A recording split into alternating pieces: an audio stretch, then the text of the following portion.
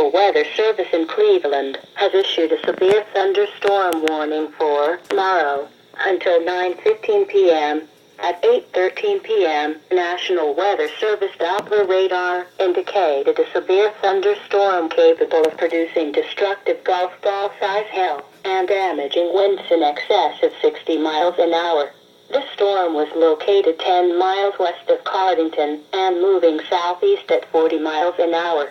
Locations impacted include Mount Gilead, Cardington, Sparta, Chesterville. This is a dangerous storm.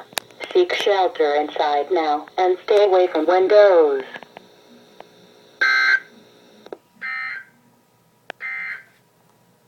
Now look